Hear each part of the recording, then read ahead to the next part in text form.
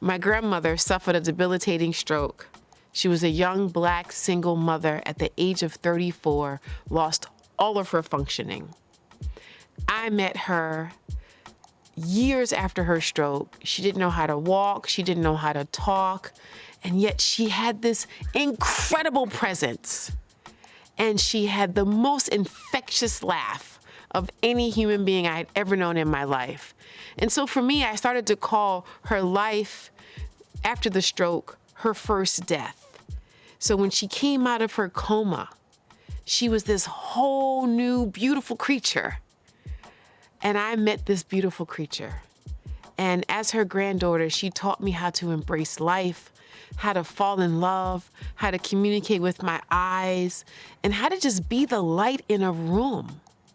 And so my book is about what happened to me after her death and how I figured out how to grieve her death through talking to her through my imagination, closing my eyes, bringing her full presence into my being.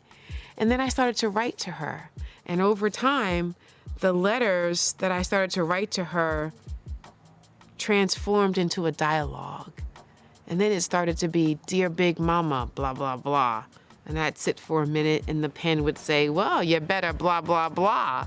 And I realized, oh my God, she's giving me advice. Huh? So I ended up titling the book, Big Mama Speaks, Love Letters from a Harlem River Swan. And she lived her entire life in Harlem, in a tenement, unable to walk or talk or speak. And now she speaks.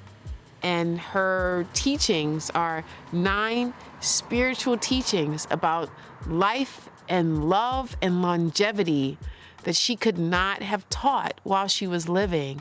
But right now, through me, she remains vibrantly alive. And I've used her teachings in my own life.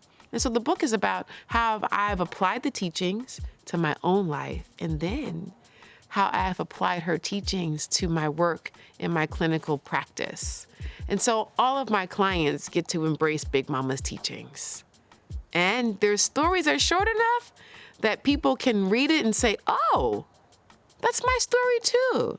So what I've been taught is that when someone reads a story and can find a story about themselves through the story, then the story is a healer.